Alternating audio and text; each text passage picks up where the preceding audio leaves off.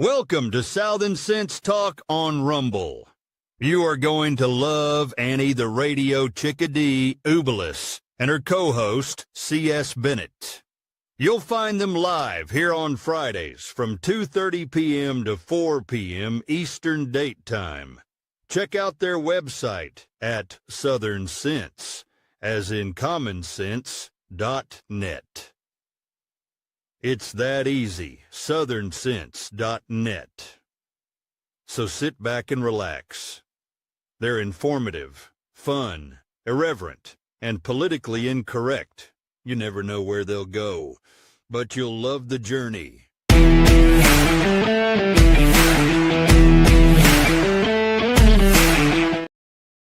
Well, welcome again to another adventure here live on Southern Sense. You're live watching on our homepage, which is southernsense.net. Also live on Facebook, LinkedIn, YouTube, X, Getter, and Rumble now, as well as a couple dozen other places, including iHeart, Stitcher, Spreaker. Forget about it. We're all over the place. I'm your hostess with the least mostest, Annie Ubelis, along with my co-host, author, and person extraordinaire, Curtis C.S. Bennett. Super Bowl, go Eagles. Oh, man, that was a rout. I mean, I couldn't believe Las Vegas was giving it a 50-50 line. Oh, my goodness. I tuned out after the third quarter. It was so lopsided. I went on to other things, watching some reruns. I was cheering when they booed Taylor Swift. That's mean to say. I'm sorry. Lord forgive me. I miss that. But Trump showed up. Oh, yeah. I mean, this past week, there's so much more to talk about. And tomorrow is the Daytona 500. Ooh, cars. I was just in Daytona yesterday. Ah, man. I actually drove the Daytona 500 beach, where they had raced on the beach before they closed it off to cars. Anyway, we got ourselves a great show, a lot to do. We have, hopefully, Beth Heath will be able to join us in the beginning of the show. She's got something new coming out this coming week that she wants to talk about that's dealing with We Can Be Heroes Foundation. And then we have two people at the same time. Jane, I'm going to mispronounce her last name, and I should know this because her father was heavy in the New York City and Florida nightclub scenes, actually. Jen Gatien. She's a film producer, award-winning. She has DearJen.com Productions. She's now got 17 films to her credit, and she's working on a new one with our second guest on the series, Jordan Goudreau. He is the former Green Beret, a U.S. Army Green Beret, as well as Canadian Army. He served in there also. He is the founder of the Silvercorp USA, and there seems to be possibly some lawfare going against him by the Biden administration and still ongoing. And then we close off our show with Kenneth Abramowitz. He put a book out a couple of years ago called Multi-Front War, Defending America from Political Islam, China, Russia, Pandemics, and Political Strife. He's also the founder of Save the West website and podcast. So we got ourselves a really gangbuster show going on today. And man, I talk about so many things going on. DOGE is forefront. Articles of impeachment have been filed against Trump. He's not even in office for one solid month. I mean, Sunday the 20th marks 1 year, 1 month. I'm sorry, 1 year. God willing, 1 month only in office. He's not even there 1 month, and they've already filed articles of impeachment. Talk about the ongoing lawfare. And this is what I love that came across the news late yesterday. Trump met with Prime Minister of India yesterday in the White House for extensive discussions and had a very long presser with the Prime Minister. It was great. I watched the presser, and sometimes at points I was laughing. It was just how comfortable the two leaders were together. And someone from the Indian press noticed the portrait that was posted in the Oval Office behind the Prime Minister of India and the President of the United States. Reagan. No, Wasn't it was Reagan? Trump's mugshot.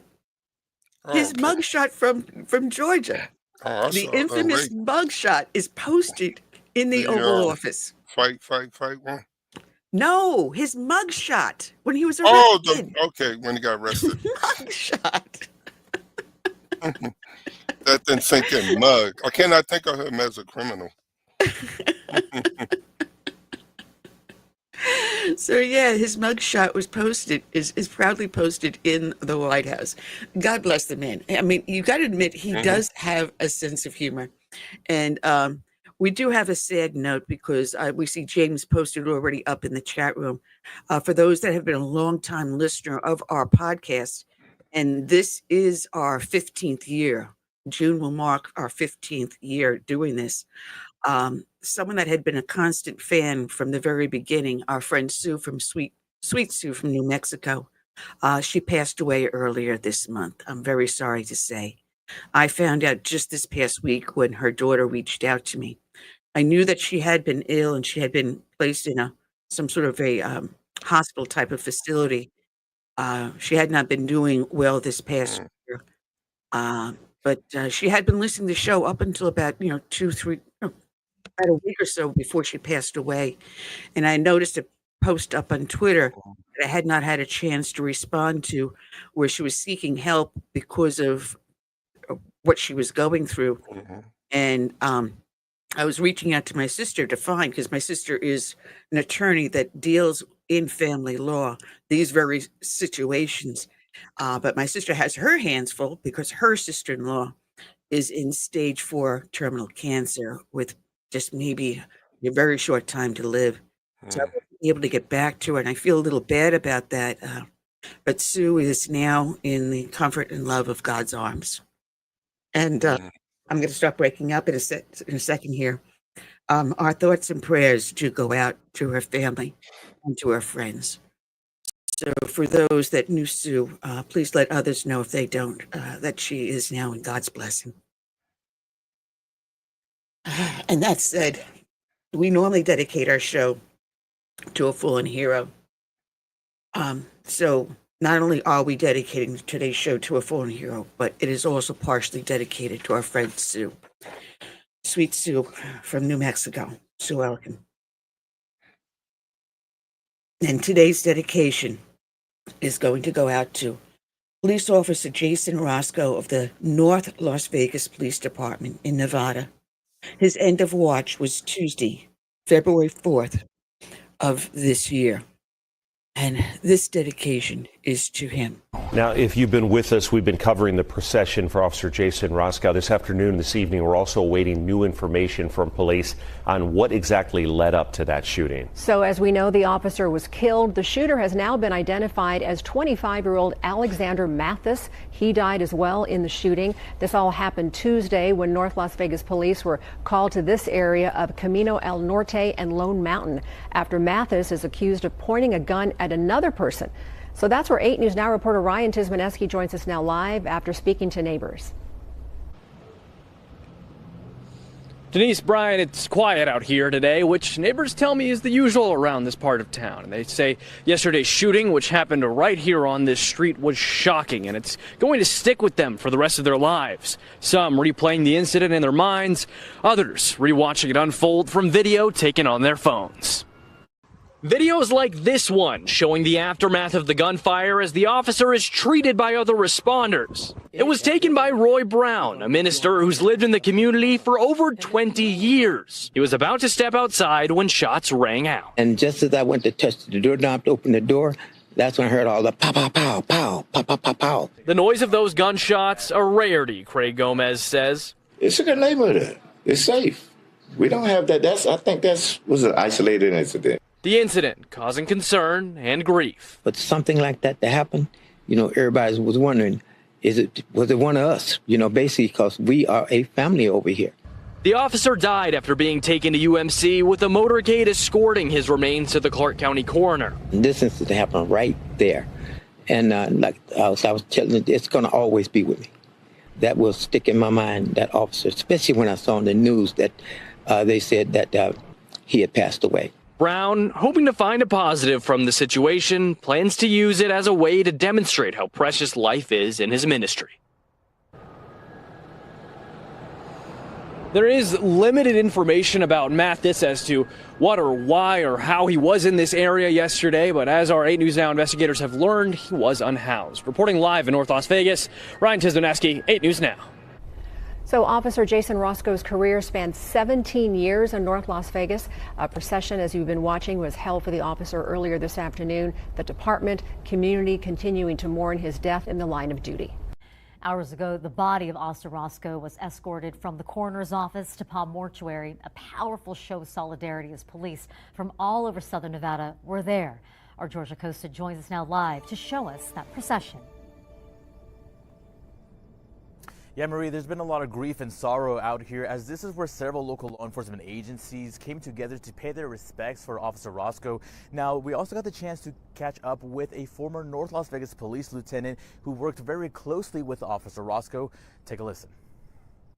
We lost a hero, and heaven gained a hero. And they can know that he stood in front of death to protect the community, and that's what he lived for. As news broke Wednesday evening of the passing of 46-year-old North Las Vegas police officer Jason Roscow, who was shot in the line of duty, retired North Las Vegas Police Lieutenant Tim Bedwell says, like many in the community, the news has been difficult to process. So I worked with Jason very closely as his supervisor. Almost too difficult to find the words, retired Lieutenant Bedwell recounts Officer Roscow's 17 years of service with the North Las Vegas Police Department. I remember him as very happy, upbeat, with a heart of gold, who cared about his family and cared about the community, and really literally wanted to be out on the streets doing his job. A look back at Officer Roscow's career shows his commitment to public safety, working with the department's patrol operations, as well as the traffic division, where he was presented with an exemplary service award. I just remember him being so positive and upbeat about everything all the time. And, you know, sometimes they say if the troops aren't complaining, they're not happy. Well, he didn't complain, at least not up the chain of command. However, the sudden and tragic loss now being felt across a grief-stricken community is what Bedwell describes as bravery for someone who made the ultimate sacrifice for their community.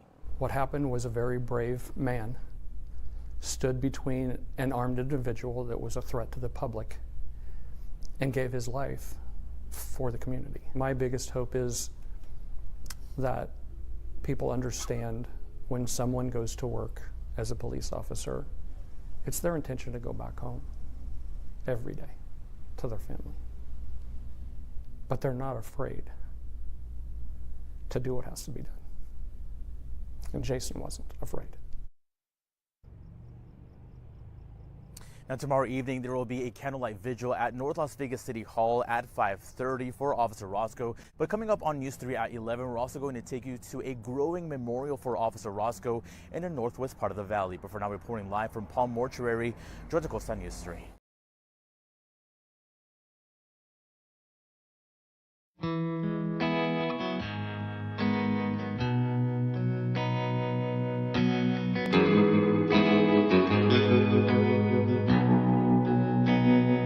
Let it be said, when we finish this race, we kept them free, we led with grace. Let it be seen, from sea to shining sea, beautiful America, living our legacy. Oh, Father, Mother, sister, brother, oh, we gotta learn to love each other. Oh, for the soul of the nation, for the next generation.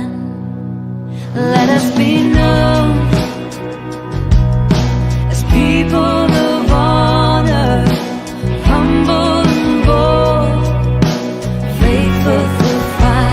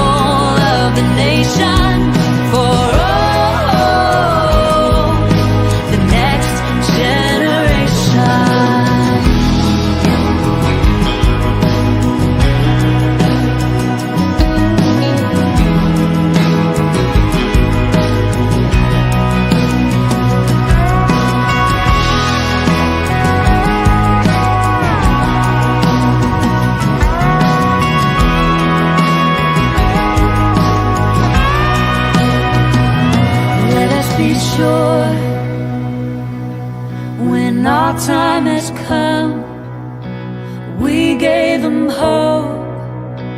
We made them strong. Let it be said, when we finish this race, we kept them free, yeah. We led with grace.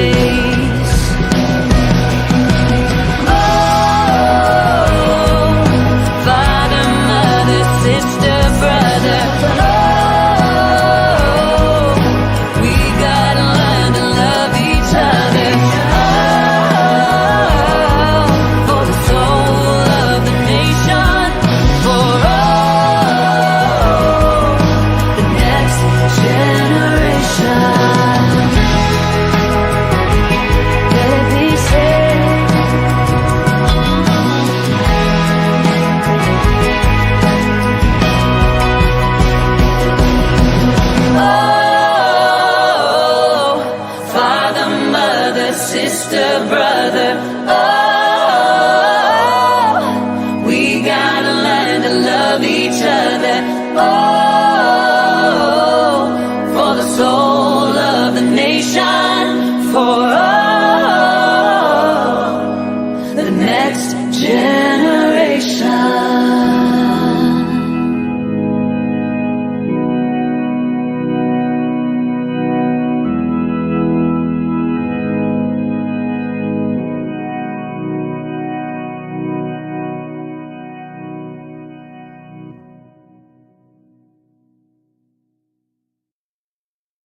All right, and we're back, and you're here listening to and watching Southern Sense live on southernsense.net, as well as on Facebook, LinkedIn, X, YouTube, Getter, Rumble, and half a dozen other places. So just sit back, enjoy. And if I can get my camera to behave, it's misbehaving again. Every time I move the cursor across the screen, it changes the camera angle. And it's driving me crazy. I wish they would just lock in and leave me alone. Mm-hmm. Never seen that before. Yeah, I know. It just started up this last month, so I don't know if they updated the program. So I got to get a hold of them and tell them they've got to be able to lock it in. Once I hit that aspect, allow me just to lock it in at that percentage and leave it alone. It's that AI. Every machine has a mind of its own. I know. And if I go to look at what someone had just posted in the comments or something like that, I got to move the cursor across the screen and it changes everything. Anyway, I see that your friend Beth Heath has opened up the studio room, but I don't see her smiling face. So if you can text her and tell her to come on camera, we'd be happy to talk with her. Well, she's probably just going to do the audio. Okay. Can she hear us? I'm sure. Well, let's bring her on this. Let's see if we can bring her on the stage. And we've got an empty screen. Beth, are you with us? Yes. Can you hear me? Yes, we do have you. We have your audio. So I apologize to those listening that we don't have a pretty picture of Beth. Maybe next time we will. Yeah, but I don't Beth, know how to do that. well, we'll get it worked out one day. But in the interim, we only have just a few minutes with you. You've got something coming up, and tomorrow is the last day for people to reserve a place to be part of this. Can you tell us what's going on celebrating President Washington's birthday and the community with unsung heroes? Yes, I'd be glad to. Thank you. So tomorrow is the last day to reserve for the luncheon for the first of the series in the Constitution is the Solution. And that will begin on Saturday, February 22nd, which is our founding father's birthday, George Washington's birthday. And we're kicking it off with a fantastic presentation on restoring the rule of law in the new administration. And we have an absolute adorable expert, Adam Brandon, has been a member and president actually of the Federalist Society, expert on the Constitution, and he is the keynote speaker.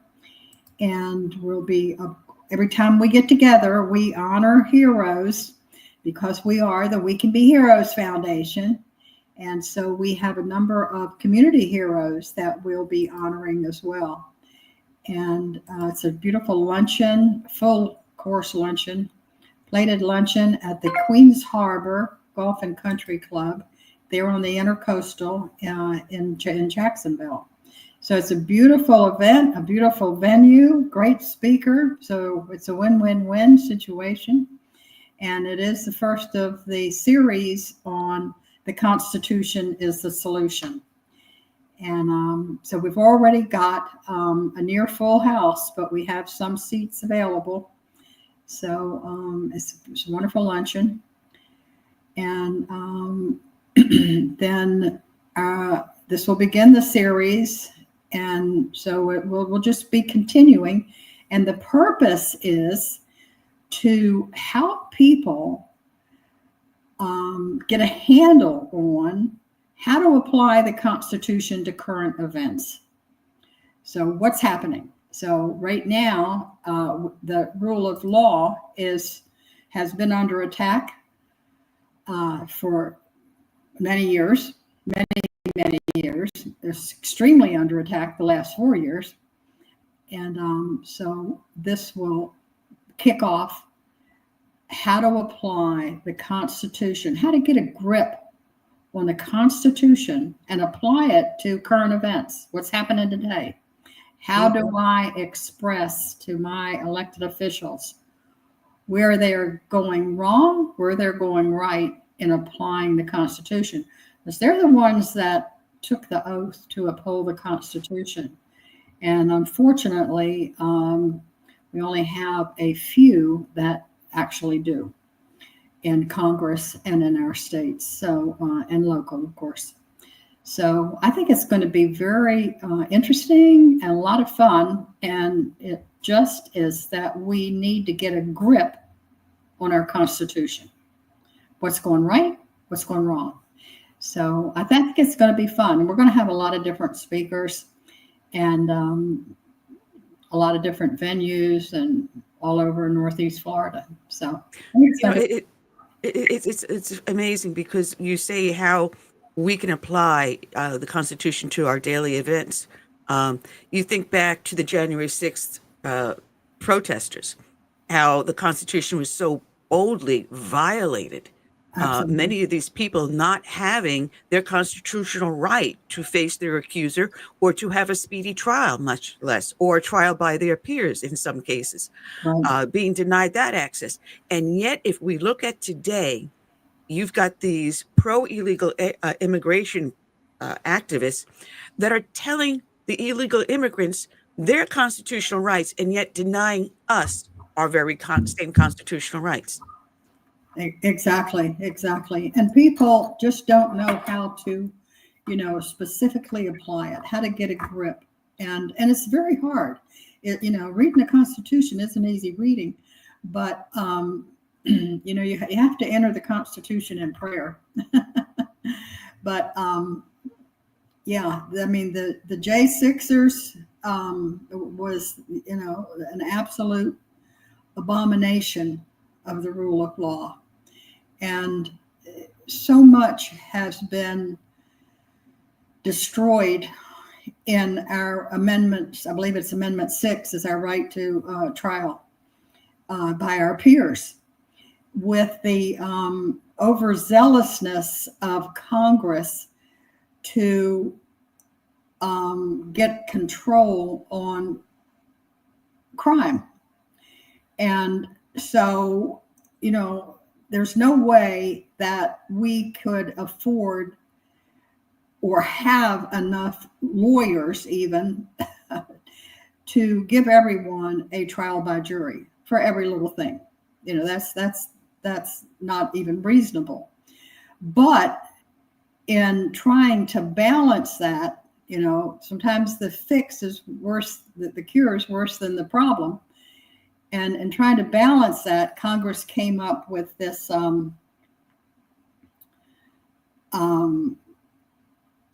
ability for prosecutors to handle the case without it going to trial. So prosecutors have been given the authority to adjudicate cases. And in doing that, we lost our trial by jury, we lost our oversight, we lost our community involvement in being accused of something. So it's the J6ers are a prime example, but there are many. There are many. You know, in America leads the world in criminalizing and imprisoning their citizens. We lead the world. We imprison more of our people than communists, Muslim dictatorships. America leads with something like 1 in 3 of Americans will get a criminal record. So You know, that's just insane. There's so much, because I have a constitution. I'm going to put up the camera that people see this little tiny blue booklet I have in my hand. I've been carrying around this same copy of the Constitution since 1975, 76, given to me by my high school social studies teacher. God bless Miss Sadlow, rest her soul. But I have kept the same copy. And until recently, I always carried it in my purse. Do I know it by verbatim? No. But am I extremely familiar with it? Yes. So when you look at some of the things that we have, like I doubt very many of our Americans, vast majority of our citizens, cannot name the 5 enumerated powers in the First Amendment. Right. The most important being of our freedom of speech, our freedom to seek redress from government, our freedom to protest, our freedom of the press, our freedom of religion, and freedom from persecution. Yeah. It states in there, you cannot prohibit the free expression thereof. And yet we no longer have sidewalk preachers, because it's a disturbance to the public. So that if they cannot find a way to violate the Constitution blatantly, they find a way to use some other law to twist it. Yes, we've given up too much of our constitutional rights under the umbrella of security. You know, it's safer to do this, it's safer to do that, and we've, you know, compromised our constitutional rights as a citizenry. But the plea bargaining that was given to the prosecutors has just trampled on all of our rights, especially our right to defend ourselves. So we have quite a bit on our website about the plea bargaining, and so I think eventually this administration will get into balancing the abuses of the plea bargaining. I mean, we're so lucky to have our former Floridian Pam Bondi heading up our judicial, and she has a total handle on our rights. And, yes. Beth, to CS, we know that when a president puts out executive orders, they can be revoked by the next president. How important is it, do you think, for our Congress to make some of these things into law so that it won't be so easy for the next administration, if they're hostile to the current president, to just eradicate everything that was put in place? Yeah, it always sounds good to make laws, but we already have more laws than we could read in our lifetime. If we did nothing else but read laws, we'd never complete them. And and most people don't even know, including the legislators who are making the laws, what laws are on the books. So, well, mine was specific to executive orders, and there are some executive orders that, like I said, are very good. Say, like some of the things that Trump is doing, but it's not binding once the next president come in. So we need to make it harder for the next president, who may be antagonistic to the current president, to just simply eradicate it, you know. And yes. I think that can only happen through Congress if they make it a law. Now, whether they follow it or not, that's one thing, but it won't be so easy for the next president to just, you know, carte blanche, you know, wipe it off. as just something that was during that president, and it's a new president in town. Right. That burden doesn't just rest in Washington. It rests in our state and it rests in our local government. You know, our counties should be constitutional counties, but most of them in Florida, for example, are not constitutional counties. And so, you know, not only does the federal government need to take action, but it has to be implemented massively in the states and locally. So, yeah, you're absolutely right. I mean, some of the issues that the current president has dealt with are just plain common sense. You know, why wouldn't you do this? You know, of course you would. So, you're absolutely right. And it should be legislation, but legislation that's not enforced. There's no legislation. So, as we know, Congress has abdicated their power a long time ago to pretty much the bureaucrats, you know, and we need to make these guys aware that they can only legislate, you know, not the bureaucracy. And I think this is one reason why Trump is dismantled to the bureaucracy, and they're fighting back, but they're going to lose. Yeah. Well, one of the important things you'd be teaching in your constitutional classes is the specific powers of the three branches of government and why they must be made equal and separate. Because right now we have the judicial branch legislating from the bench. We have the legislative branch abrogating their responsibilities to the executive because they're not willing to take legislative action. And they've allowed the executive branch to take their legislative action away from them by making regulations become the same weight of law with the same penalties of a criminal law. So if you violate, say, an FCC regulation, you can find yourself imprisoned and fined. That's not what our founding fathers intended. Absolutely not. I mean, it doesn't even make sense. It doesn't even meet the logic test. So, overstepping their authority has been the tendency. And the problem isn't just with the elected; it's with the voters as well. That we're either unaware, don't understand, or don't care. But I think if we were more aware, we would care. And just like in some of the things that are coming out from the ridiculous spending that the government's been doing. I mean, once people are aware of this, they're like, hey, they're outraged. So it's a matter of education, but it's a matter of awareness and actually caring. But people think elections are just, every so often, every 4 years or 2 years or whatever. But actually, it's a daily thing because we need to either keep them in or get them out. And most states have recall. So, and your counties even have a recall.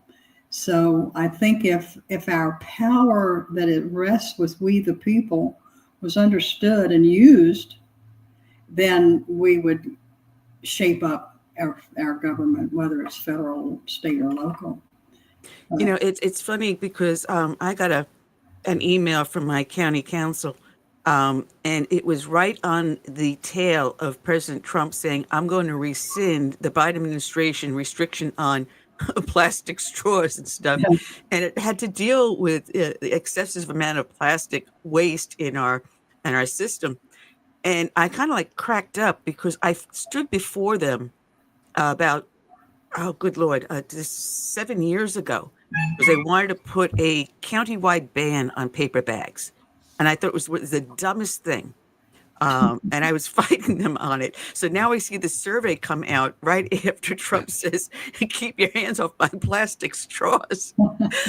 So, I always say all politics start local, but this is why it's so important that we do know our Constitution. We do know what our founding fathers bequeathed us, not just in the Constitution, but also enshrined in the Declaration of Independence. And I can go so far as to King Harold's codification of English common law, or the Magna Carta, or the Pilgrim Compact, the Mayflower Compact. All these things brought forth this nation. And unless we know that, how can we preserve that? But Beth, what you do out there is so important. And I got to say thank you. While we've been talking, since we don't see your beautiful face, I have a banner running to say how people can get a hold of you at wecanbeheroesfoundation.org. And I also want to say that you have a phone number on there.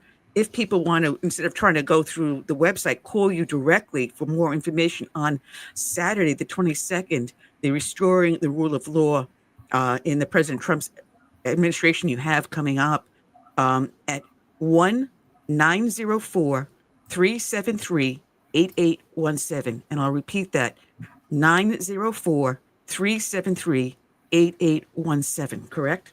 That's correct. Thank you so much. Thank you. Thank you. Oh, and thank we got you. a lot of other things going on. So once you get to our website, check out the trending now, because we got our fingers in a lot of things that are unjust. And we're helping our veterans. We're helping our warriors. Do you know that the U.S. troops are struggling to feed their families? This is insane. When we tell this to people, they're like, oh, you're wrong. You're wrong. But no, this is true. So we've adopted the troops over at South Korea, the largest base of U.S. base in the world, some 25,000, I believe, troops, and they to support their warriors pantry as well. And so when we mention this to people, they're saying, you must be wrong. You must be wrong. Our troops are not hurting. Our troops are getting good pay.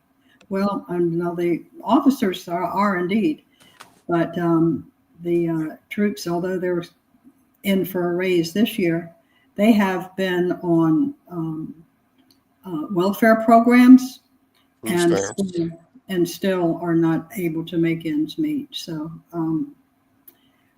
we've been helping them quite a bit, and they're helping us in return. They've made these beautiful appreciation certificates, the most beautiful certificates I've ever seen, to the donors that donate over $100.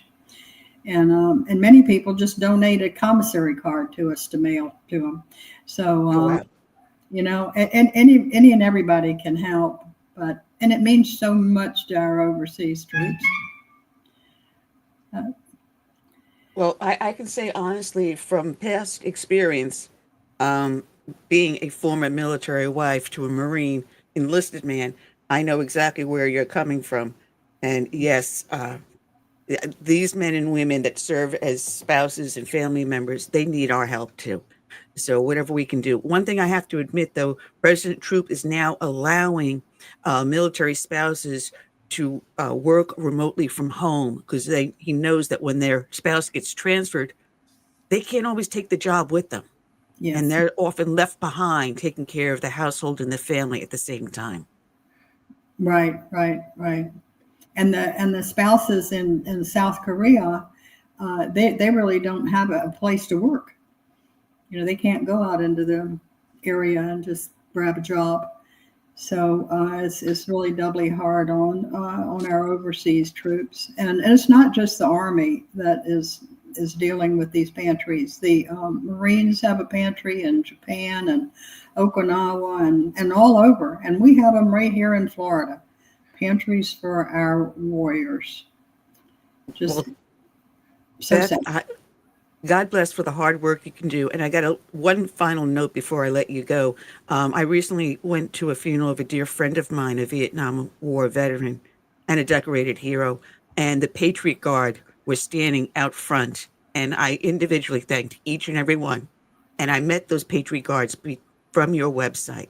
And people can also go on to your website to connect with the Patriot Guard too. God bless Beth. And want to get you back on soon and want to get your camera working and your lovely face up. Thank you so much. You have a blessed day. Bye-bye. All right. You too. Take care. Check out Beth Heath at wecanbeheroesfoundation.org. And we have our next guest on, Jen, and I'd like her to turn her camera on if it's possible. But I'm going to bring her on and see if she can hear us on the stage. Jen, can you hear us? I can hear you, and let me get my camera going. Your browser has, let's see. This is a filmmaker. She can't work her camera. That's embarrassing. Why? I wonder if I should log back on and then see if that will allow it if I need to do it in a different browser. I don't know. I know that I have to activate my camera program and then sign into whatever I'm going into. So maybe that's what There we go. I think I've just figured it out, which is super sad, as you said, as a filmmaker, that I don't have that ready to go. All right. Well, we're going to be, we're waiting for Jordan to sign in also. He hasn't signed in yet either. I don't know that I thought he wasn't sure if he should sign in or not. So are you guys going live right now? Is it something that... We are live. Okay, so then you can't make this up. This is you cannot make it up. Do you want me to see about him coming in and then... Yeah, if you can, because we've got a lot to talk about with the two of you. And we were talking with our previous guest. One of the things I want to talk to her about is about the lawfare that is going on and still ongoing. That's been rolling over from the Biden administration. And I mean, the unraveling of these cases and stuff is just amazing. And I see that she's back in the studio. I'm waiting for her to activate the camera. And if she had a problem like our previous guest who couldn't activate her camera, I mean, I never know what's going on. Anyway, so we'll give her another moment or two and see if we can hear from her again. I'm just going to pull up some of the other stuff I was talking about. I got to say one thing. This new administration is so open and transparent in a lot of things they're doing that I opened up my mailbox this past week, and lo and behold, somehow or other, I am on the White House press mailing list. So whenever they send out a press release, I'm getting these in my mailbox, and sometimes like 10 of them a day. And I've got a thick stack of them. I'm just going to hold up that this is what's coming through over the last several days. And I got to say, this is really refreshing. It is absolutely refreshing. I would say he's using what we call a military shock and awe for the left. I mean, they can't pin down any one issue because every day there's a new issue for them. It's not an issue for Trump, but it's an issue for them. And he's hitting them so fast, they can't keep up with it. Yeah. Let me see if we can get Jen back on the stage. Jen, can you hear us? She may be trying to log back in. All right, let's try that again in a few minutes. Because I do have her mic unmuted, so if she does pop back in, we can bring her back on. But I'm looking at some of these. A lot of these I wanted to talk to about them. But here, it's about the tariffs. It's about economic and national security. This is a really short and sweet one. I love this one. When I saw this come through on the 11th, it reads, today, President Donald J. Trump spoke with Prime Minister Anthony Albanese of Australia. Among other topics, they discussed cooperation on U.S.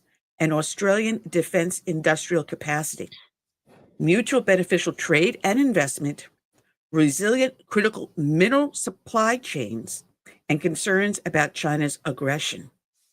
The leaders emphasized their commitment to advancing the U.S.-Australia alliance and upholding a free and open Indo-Pacific. So, he's looking at so many different things at the same time.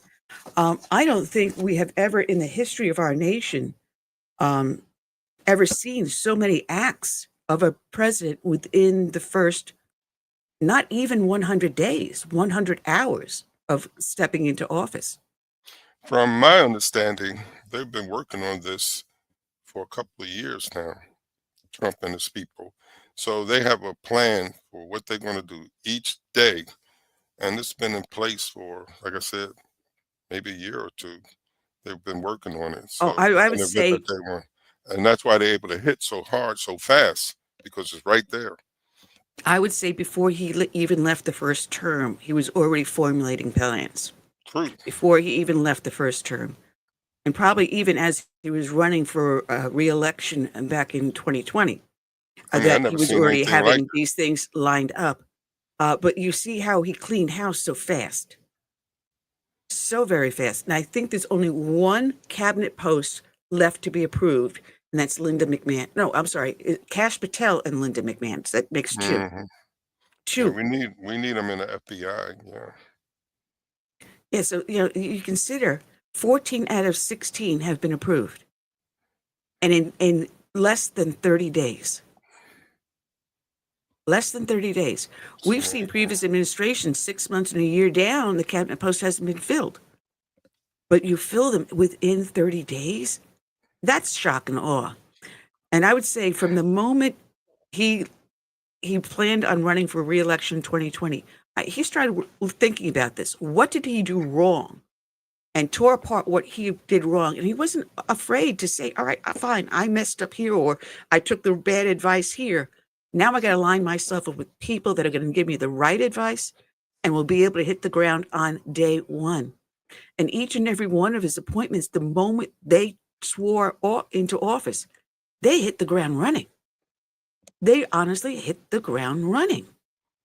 Well, as we know, his first term, he relied on others to tell him who was the best to pick for these cabinet positions. And a lot of them he had to fire. But now these folks are loyal to him and his agenda. And I think we're going to go far with this. Well, let's bring our next guest in. We've got Jordan, but we lost Jen. So Jordan Goudreau, former Green Beret, and he is the founder of SilvercorpUSA.com. And we're waiting for Jen to come back in again. It seems like everyone's getting problems today. I think maybe China invaded our computer system in the government.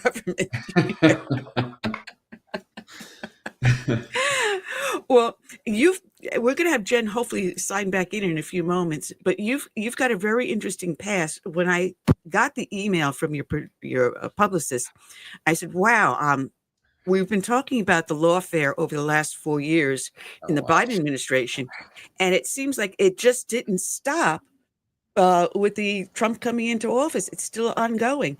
So let's bring Jen on. Hey, we finally got everyone in. You do. We have me coming in from Santa Barbara at the film festival. It's beautiful back there. I love California. I just hate what's happened out there. Yes, exactly. So, Jen, you have your own film producing company. You've got 17 films out there, a lot of them award-winning, and people can find more about Dear Jen, DEER, DearJen.com. But Jordan, tell us about what has happened to you.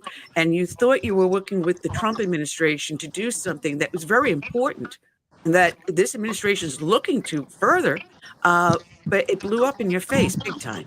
Yeah, it was very much like the Russia collusion hoax. So I was tasked to do an operation in Venezuela to be a dictator, and now I think so. So I think it was ultimately sabotaged, and let's see, the CIA and enemies of President Trump were using, much like the Russian collusion hoax, trying to use that event to use it against him.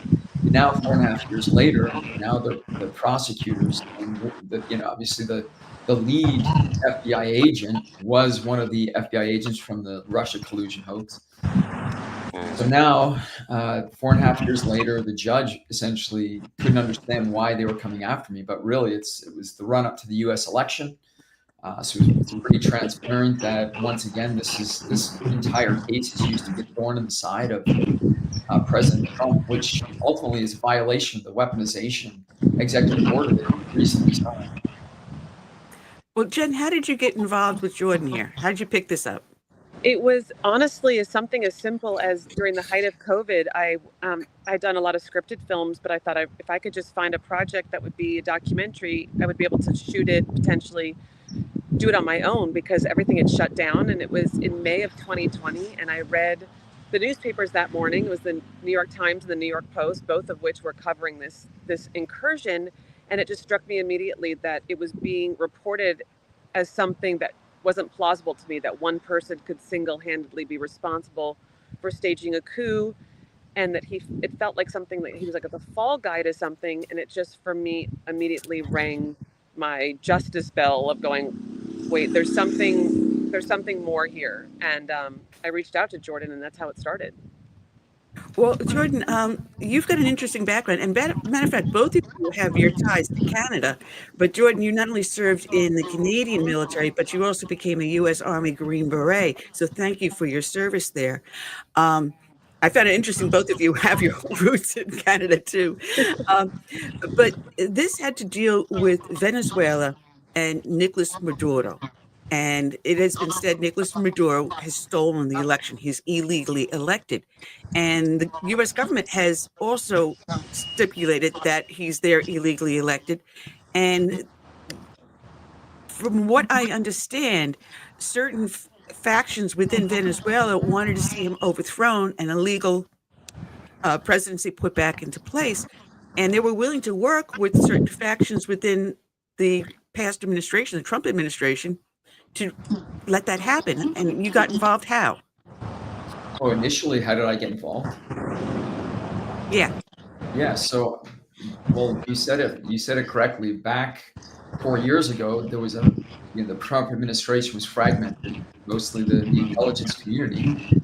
And so you can see how, Gina Haspel and elements of the National Security Council were undermining Donald Trump, not giving him enough information. This has been clear and well documented. And so I was recruited by, individuals, and I guess you'd say well-meaning agents within the executive branch. But ultimately, once the CIA caught wind of it, they used it as a target of opportunity to, use against President Trump, to deny him the win in South America.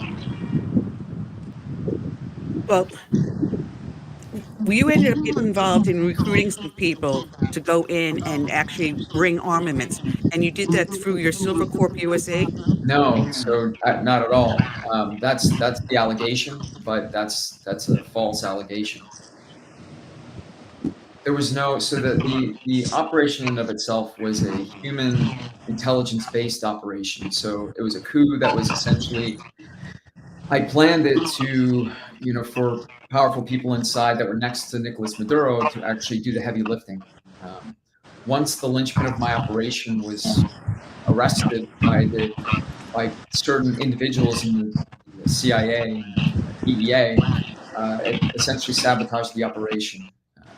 So that's kind of how it shook out. So, but the news reports said that they were caught trying to cross over the border, and they were caught by the Colombians. But yet you're saying that's not true, that it's actually the CIA and DEA that initiated it and that killed the operation.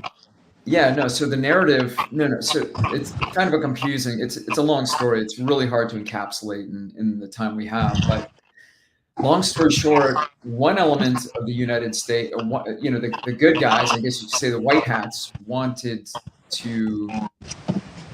decisive action. And then the black hats, CIA, I guess you could say, wanted to undermine that and use this operation as a means to hurt the president. So then, Jen, you picked up on the story, and how are you going on the documentary at this point? It's wild because when we did the film, it at the time took 4 years to what I thought be finished, which was July of 24. We knew we were about to premiere at the Toronto Film Festival. When you go for these film festivals, you're under a strict timeline, but I knew the film was still a work in progress.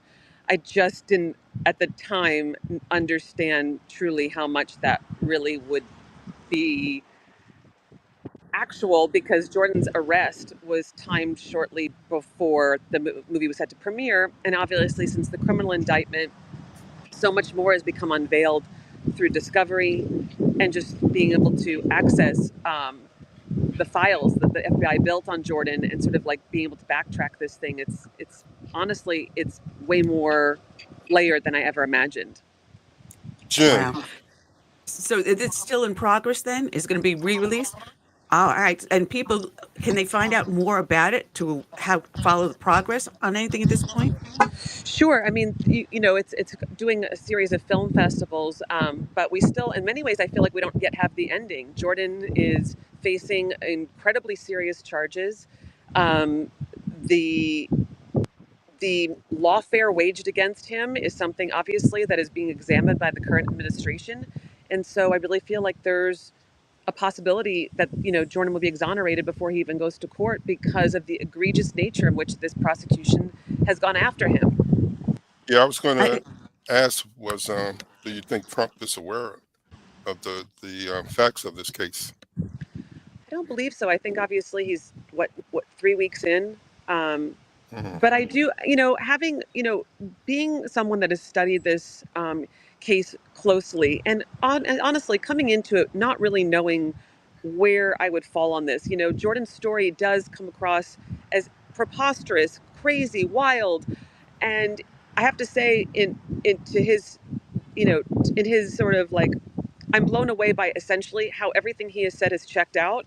And we've had a legal review process that is so rigorous that involves not just me, but my producing partners at Raconteur and a legal review, which is lawyers that have to go through and comb through and make sure every claim he makes in the film is accurate. And Jordan's story checks out. Well, do you have a legal team working with you at this point, Jordan? Yeah, we certainly do. Good. All right, and do you have anything? I got to interject on the legal team. I'm sorry. You know, just so that I listened to one of your podcasts that I thought was brilliant about, you know, when people are incarcerated and are transferred 13 times, and how do you possibly defend yourself in court?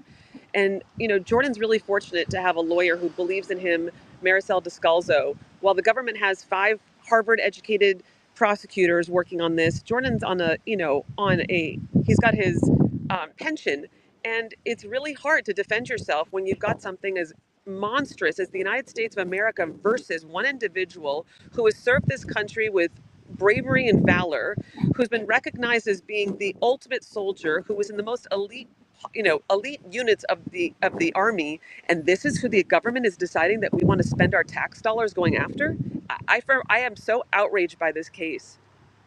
That's why my question was to follow up, and thank you for calling me brilliant. I'm blushing. It was brilliant because people don't understand, and it's something that maybe Trump actually does, having himself gone through a criminal case. It's not until you go through it that you understand that it is the greatest fight of your life. The government has endless money and endless resources, and if they decide they would like to get you, you are in a lot of trouble. And it is something that I think, had the president personally not gone through, I don't think he'd be taking the strong stance he is on lawfare.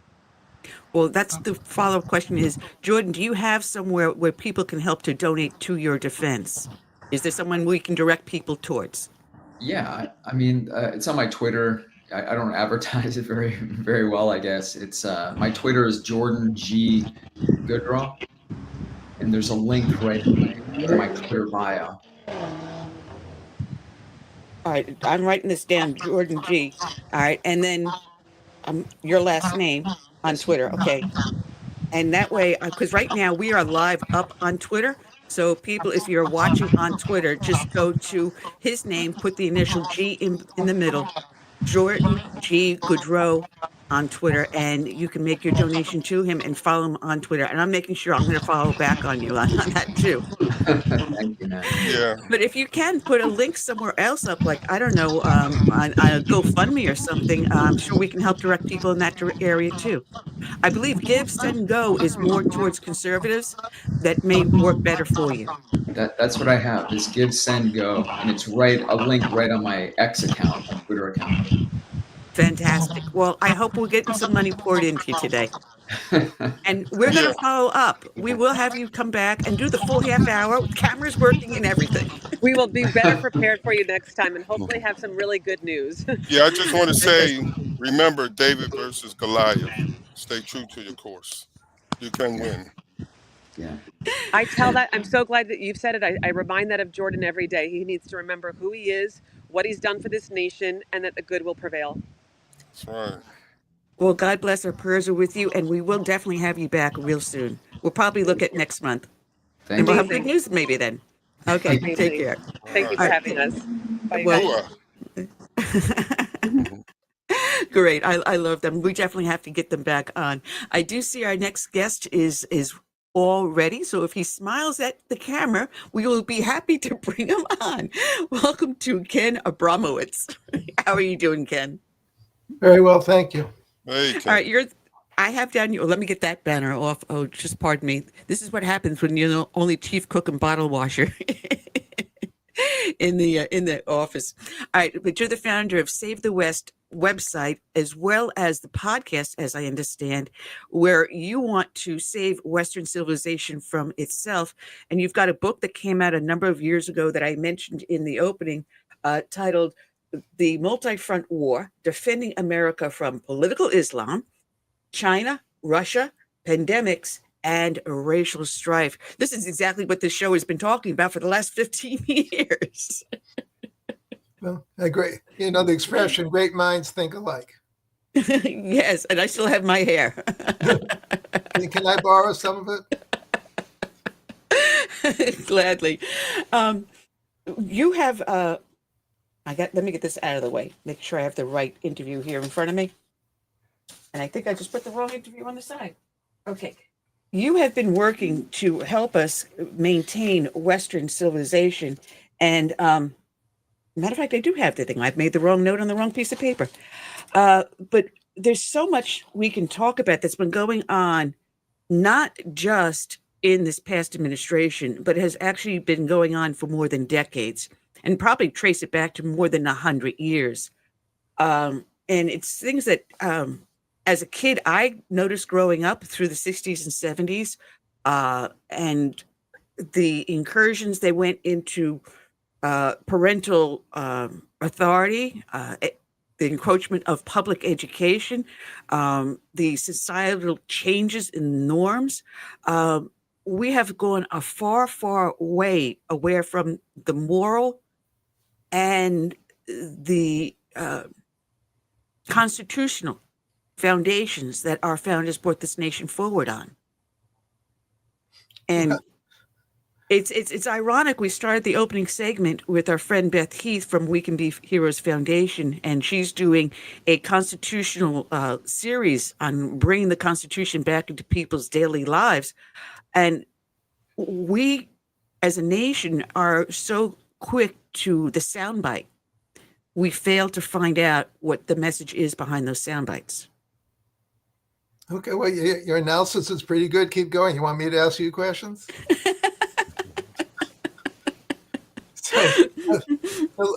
Let's go back 150, 60 years to the Civil War, 1861 to 64. The Confederates were the enemy. They declared war on the North.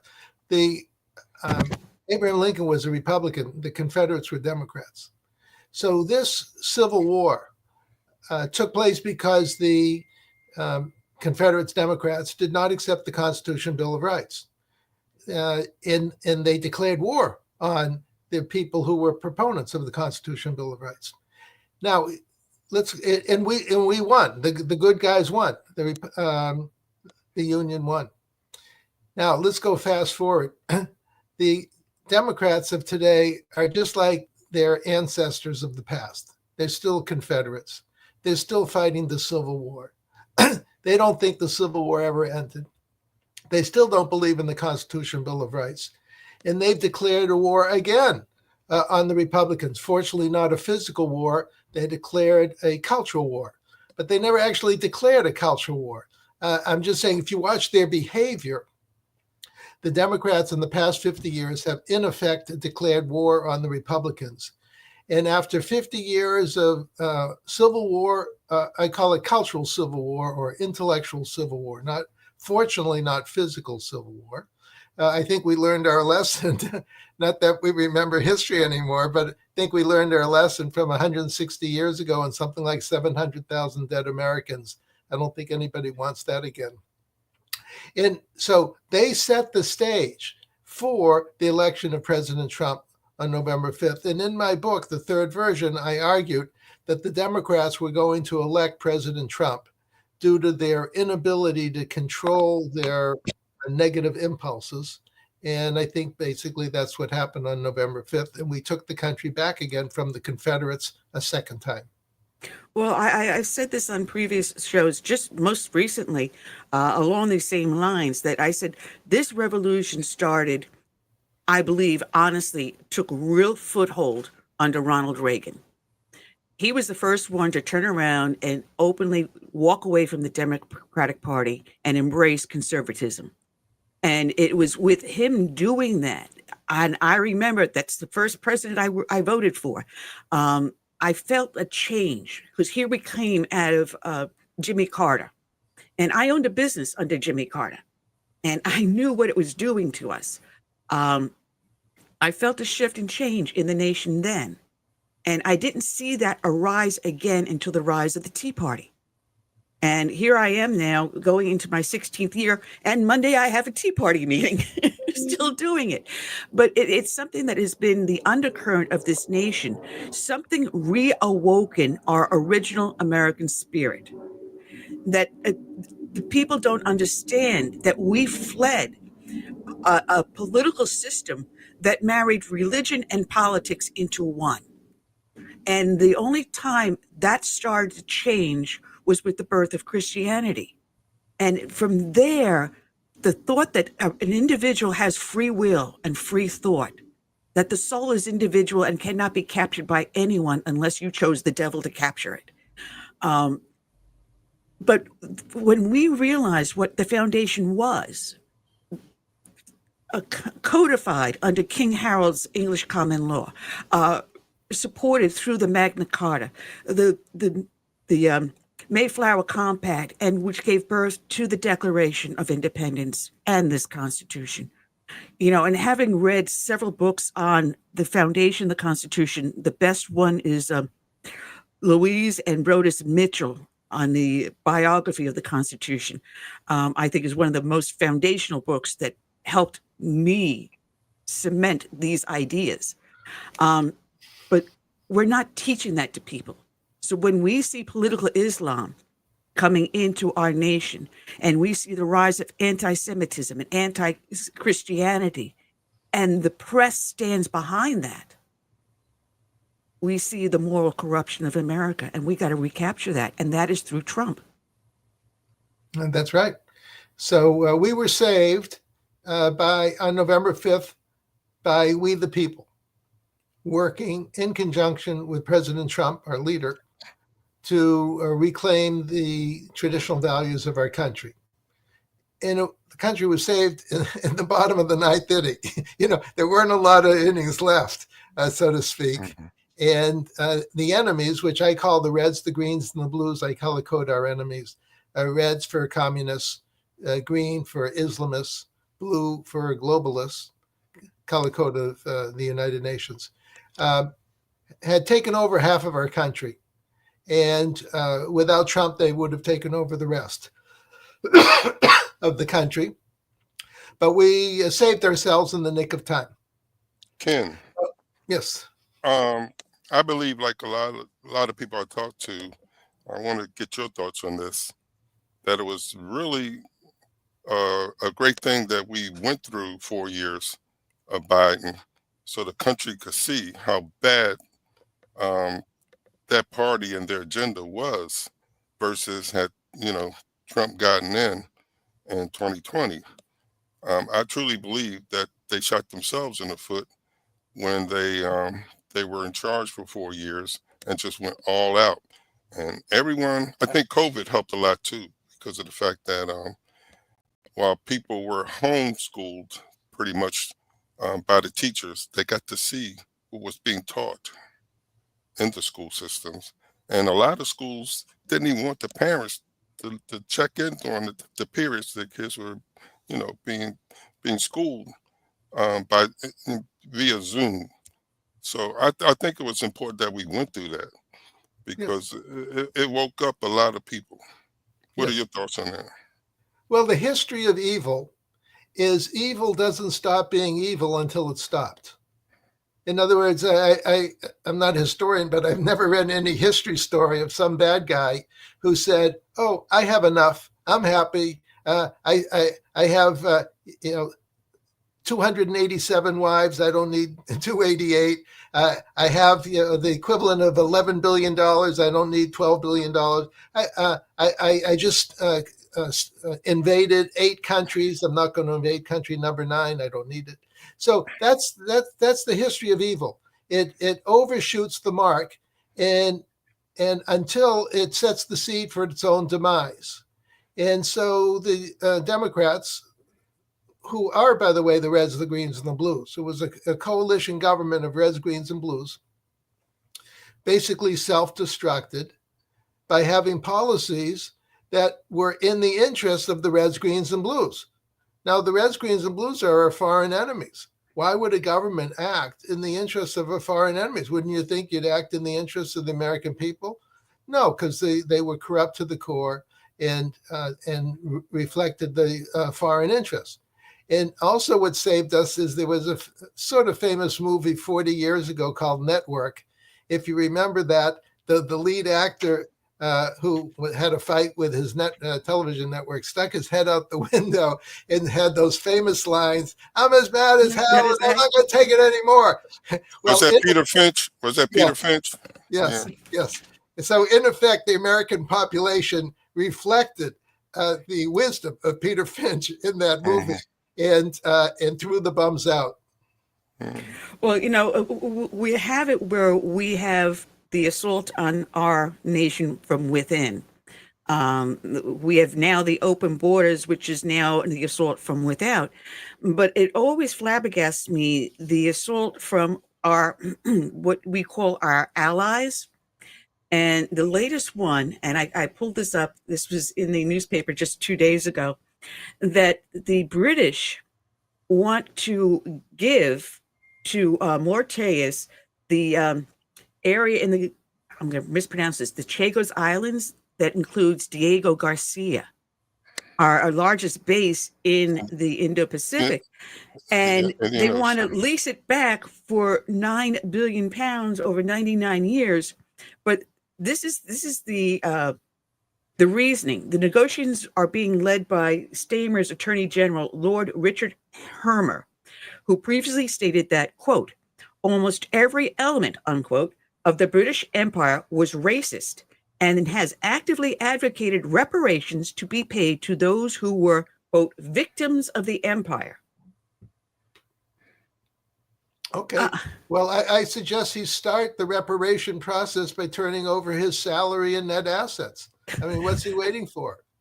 So he can do that whenever he wants.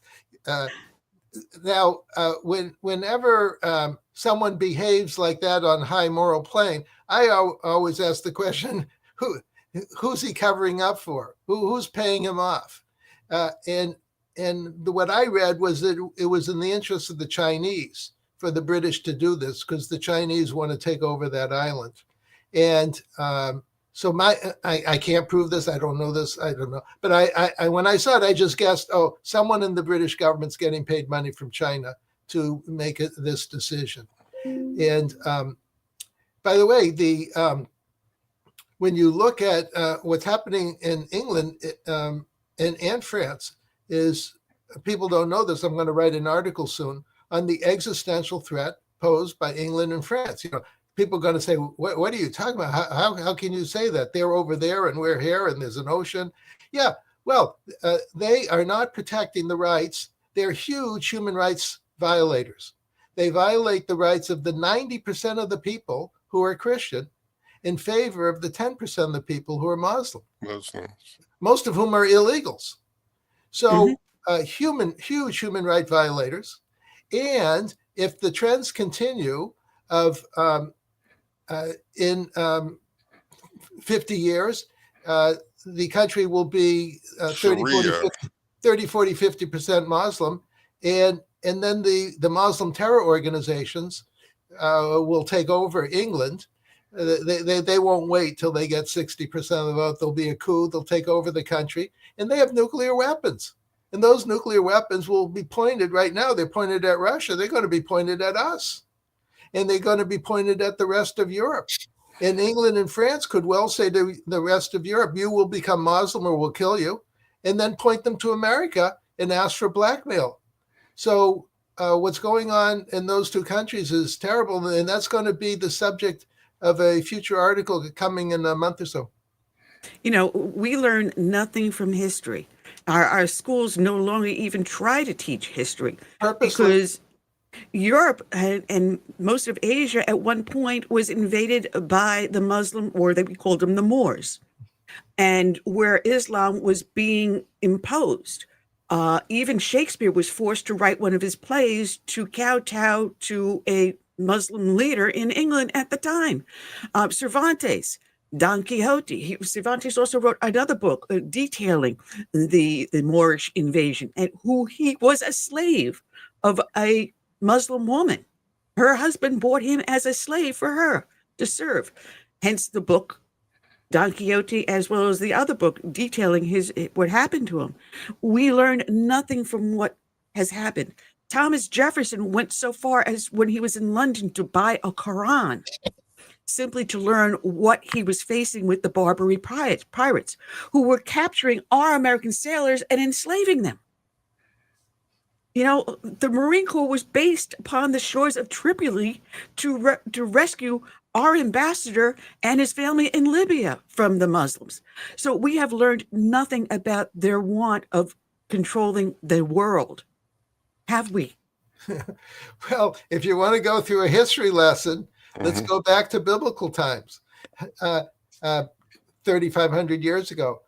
Every chapter in the Bible, the Old Testament and then the New Testament 2,000 years ago, every chapter I try to summarize it in my mind. So I say, oh, it's another chapter of God versus the pagans. Oh, and God, or the representatives of God, the equivalent of Republicans, won. And then some chapters, the bad guys, the pagans are winning. And then the next chapter, the forces of good win. So here we are 3,500 years later. The reds, the greens, the blues are the pagans. And we're still fighting God versus the pagans. Nothing's changed since biblical times. So even though I call current times World War III, in other words, the attack by the reds, greens, and blues against normal people, it really has biblical origins. You can call it World War I. It's timeless. There's a never-ending battle between good and evil, which I call God versus the pagans. You know, when we went through the COVID pandemic and everyone was forced to wear the mask, I made a quip and I was told I was being a bigot.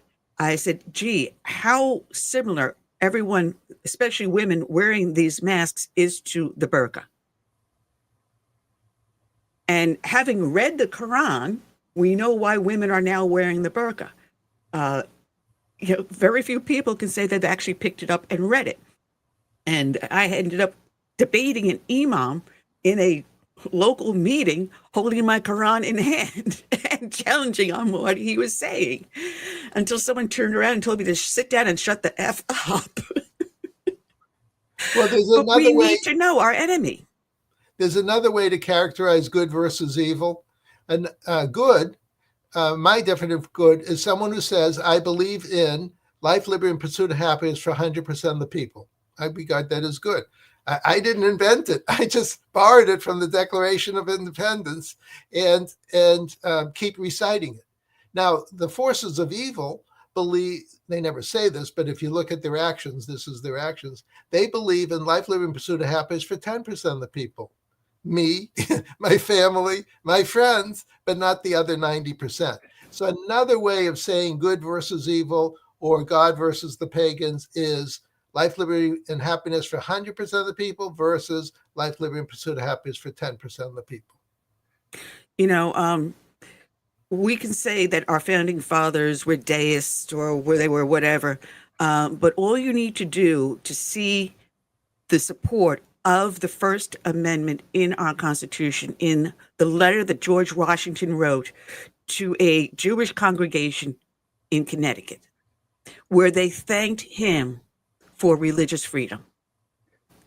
And we have a nation now where it's the law for thee and not for me, where you must abide by what I feel. And heaven forbid you trounce on my feelings, I can have you sued or arrested for violating the wrong pronoun. Well, it's another way of saying what I said about life, liberty, and happiness for 10% of the people. That's right. Another terms I use, it's we the people versus they the elites. So when you have they the elites, which I color code red, green, and blue, then what happens is exactly how you explained it. You know, that's why it's so important that people do know our Constitution and our history, and why books like yours are so important for people to understand what we're going through today and what we're fighting to keep. You know, I like to say to people when they say something stupid, and I says, you know, I believe in freedom of speech. So I believe in you saying something as stupid as you want, and I will defend that to the death. But that, you know, instead of looking at the biblical principle of doing unto others as you would have done unto you, we have our little safe spaces, and heaven forbid, but we have gotten away from our founding principles, and we've gotten away from God. Well, you're right. There was a time when even liberals would say, you know, I may not agree with you, but I support your right to say it. That all changed. And one very important year was 1962, when the Supreme Court decided that they had to take school prayer out of the public school because of separation of church and state. And when they did that, we basically unilaterally disarmed, not physically, culturally disarmed. We took God out. But as you know, in life, there's no vacuums in good and evil. So the forces of evil, which I call the reds, the greens, the blues, basically said, oh, so God's no longer in the public schools. 85% of the kids go to public schools. So we'll invade the kids' brains through our textbooks, and we'll have red or communist nonsense, green or Islamist nonsense, and blue globalist nonsense in the books, and we will replace God with paganism. And they didn't use those words. I'm putting words in their mouth, but I'm just saying that's in effect what happened. Yes, and when we no longer have something to strive for in our life, and that would be the glory of God, we no longer have an aim, knowing that there is a higher purpose for each and every one of us, which brings us back to our moral values. So to obtain that purpose, we have to be a just and moral people, which our founders based our nation upon.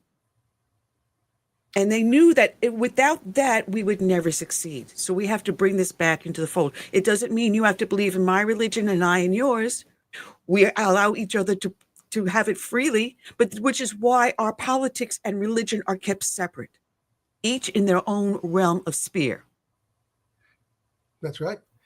Now, by the way, another way to characterize the forces of good and evil I gave you a few different ways. Another way is people who believe in the Ten Commandments or people who don't believe in the Ten Commandments. And the Ten Commandments, although you can call it religious, it's really universal. It's religious and secular at the same time. I mean, thou shalt not murder. I mean, you don't have to think about it very long. You shouldn't steal property of somebody else. So the bad guys reject the Constitution, Bill of Rights. They also reject the Ten Commandments, which is the essence, the cliff notes of Judeo-Christian culture. And that's also what we're fighting for. And as a final point, for people who, everyone has a different concept of what God is. But to make it simple, if you can't define what God is, you can just say conscience. You can say some higher force. I don't know where it is or who it is, but there's something that tells me that I shouldn't murder somebody or I shouldn't steal their property. So you can also call it conscience. But anyways, between the concept of God or the concept of conscience, it causes people to behave within the rule of law much more often, and that's a good thing, and that's what the pagans tried to remove from us. Well, Ken, it has been a pleasure. I am sorry. We need more time with you. this half hour, it used to be, I used to have a 15-minute, 20-minute, we're now up to half hour. So we're going to have you come back and maybe use a full hour with you, Ken. How does that sound? How about 8 hours? We can do, from 9 to 5. Why not sleep then? Well, I got to tell you, next month I have been invited to our local Rotary Club to give a 20-minute lecture on why I'm an American. And I mean, I would love to have you at my side, because for some reason, a lot of what you're saying are things that I've been formulating in what I want to incorporate into what I say. As you can say, I'm a student of history. So, Ken, it has been a pleasure. It's a pleasure. And also, everyone should look at my website, savethewest.com, and they'll learn more about how to save Western civilization. Thank you, Ken, and God bless for the hard work you do. Okay. Okay. Check him out at savethewest.com. Also, KenAbramowitz.com, where you can also find out about his books. Also up on Amazon, which I encourage you to go and get. But that's all we got for today, and we're ready to end the stream. I want to remind everyone that we will be back next week, the same bat time, same bat station. We've got Jay Bieber of the National Motorists Association and our friend Mark Tapscott from the Epoch Times. Mark, I said it correctly, although I want to say Epic Times. And the following week, we got Dr. Robert Malone, who the COVID doctor that broke the whole story. And also Bill Walton, who has his own podcast, the Bill Walton Show. So we got ourselves booked up into March. So we're rocking and rolling. So we'll see you all here. Same bat time, same bat station. Check out our website, southernsense.net. And we say to our friends and family of our friend Sweet Sue from New Mexico, you are in our prayers, and rest in peace, Sweet Sue. Until then, we miss you, and God bless.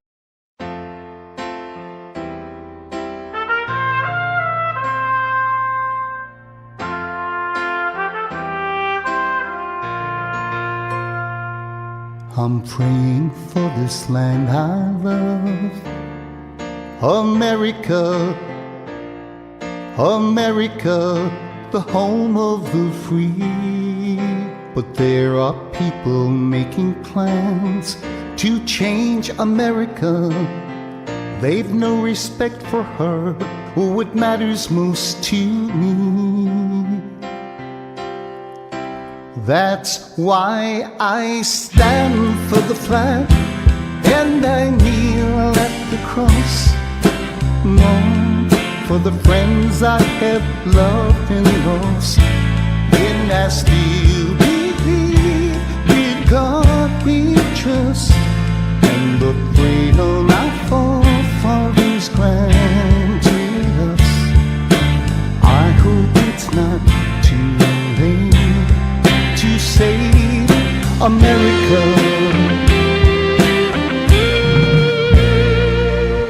Do you hear our battle cry across America? We've got to rescue her. You know it's up to me and you to see the truth behind their eyes. Don't change America. God bless America and the red, white, and blue. That's why I stand for the flag and I kneel at the cross. Long for the friends I have loved and lost. And I still believe in God we trust, and the freedom our forefathers granted us. I hope it's not too late to save America.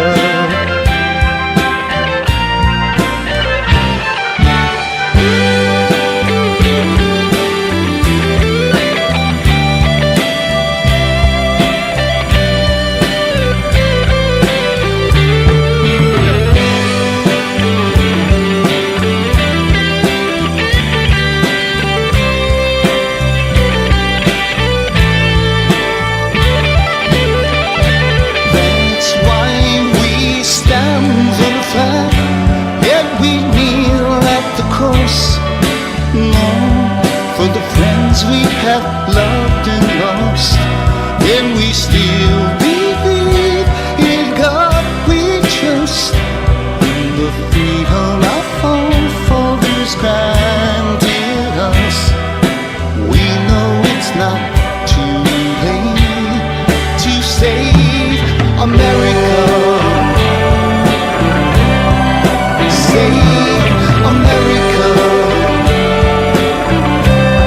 Let's save America. Together we can save America.